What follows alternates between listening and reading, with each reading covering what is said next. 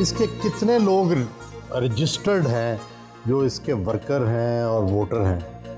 मेरा ख्याल है 10,000 के करीब तो रजिस्टर्ड हैं, लेकिन उससे ज़्यादा की तादाद है। लेकिन जो बाकायदा रजिस्टर्ड हैं इलेक्शन कमीशन में, उनकी तादाद 10,000 से ज़्यादा है।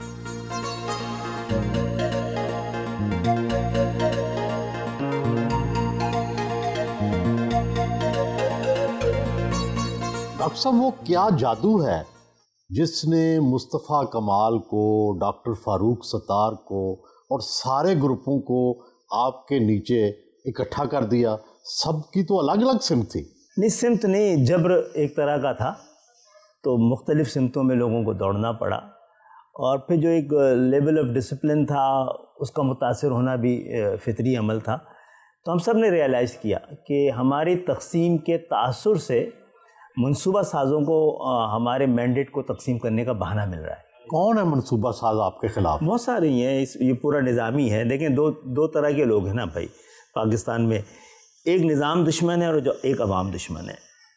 तो जो निज़ाम दुश्मन होते हैं ना, उनको अवाम दुश्मन करार दे दिया जाता है। देखिए, जब पहला था आपका नैरेटिव पुराना MKM का, वो तो एस्टेब्लिशमेंट के खिलाफ था। अब तो एस्टेब्लिशमेंट से आपकी दोस्ती है, तो अब निज़ाम है आपके कैसे खिलाफ? देखें, एस्टेब्लिशमेंट हमारे खिलाफ अगर नहीं है तो उसकी मेहरबानी है, अच्छी बात है। हमने अपना तर्ज तो नहीं बदला है ना।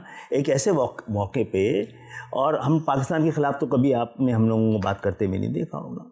निज़ाम के ख़िलाफ़ बात करना, पाकिस्तान के ख़िलाफ़ बात करना तो नहीं हो सकता है ना। बहुत से लोगों के लिए समझना बहुत मुश्किल है कि MKM जब कोई हुकूमत जाने वाली होती है उसे छोड़ देती है, और जब कोई नई हुकूमत आती है उसमें शामिल हो जाती है। ऐसा क्यों? दो बातें हैं। एक तो कभी भी ऐसे दौर में जब हुकूमत को बनाने के लिए हमारी ज़रूरत न पड़ रही हो, हम कभी नहीं गए। हम 24 MNS थे नवाज शरीफ साहब के जब आखिरी दफ़ा वज़ीर आज़म रहे, तो उनकी ख्वाहिश थी MKM को लेने की, लेकिन MKM नहीं गई, अपोजिशन में बैठी रही। 2 दफ़ा इमरान खान की हुकूमत में जाने में हमारे लिए बड़ी मुश्किल थी। बड़ी एक रिजेंटमेंट और एक बड़ी तारीख़ थी इख्तलाफ की। उसके बावजूद में गए थे। अगर हम ना जाते तो ये जमहूरियत के लिपट जाने का ख़तरा था। तो कभी कभी हुकूमतें बचाने के लिए नहीं, जमहूरियत बचाने के लिए भी गए। तो जाना भी चाहिए। लोग यहाँ हमें सिर्फ अपोजिशन में भेजने के लिए तो नहीं भेजते हैं। कहते हैं तशद्दुद का जो अंसर था तो असलों के अंबार निकले।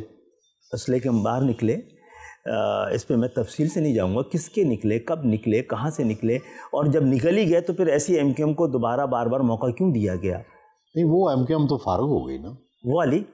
अब तो नई MKM है। तो हाँ, अच्छा सवाल है। नहीं कि मैं पिछली MKM का भी जवाब देता हूँ, मौजूदा MKM की भी। सुहेल भाई, जो मजबूत माशरे होते हैं ना, वो कमज़ोर लोगों के लिए को बचाने के लिए कवानीन बनाते हैं, और जो कमज़ोर माशरे होते हैं वो मजबूत लोगों का। हमारा अब तक का कानून साजी जो है वो ताकतवर हलकों को, ताकतवर लोगों को, ताकतवर ख़ानदानों को ही तहफ़्फ़ुज़ देता रहा है।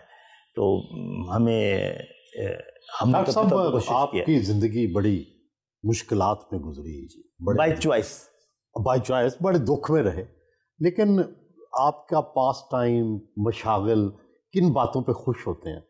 एक तो किताब से दोस्ती मेरी हमेशा से, और नहीं कोई मौसीकी भी सुनते हैं? नहीं, अच्छी गज़ल का तो मैं, किसकी गज़लें सुनते हैं? इकबाल बानो को हर सुनना चाहता हूँ। मेरे तो पसंदीदा में वो उस्ताद अमानत अली भी थे।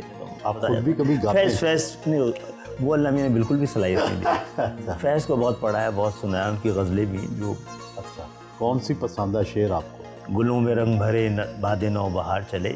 गज़ल की शक्ल में तो ये बहुत अच्छी है, वरना फैज़ ने तो बहुत कुछ कहा है कि और कितनों को लहू चाहिए तुझे अर्ज़ वतन, जो तेरे आरिज़ बेरंग को गुलनार करे। कितनी आहों से कलेजा तेरा ठंडा होगा, कितने आंसू जो तेरे सहराओं को गुलजार करें। हम तो मजबूर वफ़ा हैं मगर है जाने जहाँ, अपने उस शाख से कुछ ऐसा भी करता है। कितनी दफ़ा मौत आपको छू के गुजरी है? जी बहुत करीब से दोस्ती है उससे। कितनी दफ़ा गुजरी? जी कई बार गुजरी है। कभी गोली भी पास से गुजरी? जी बहुत बार।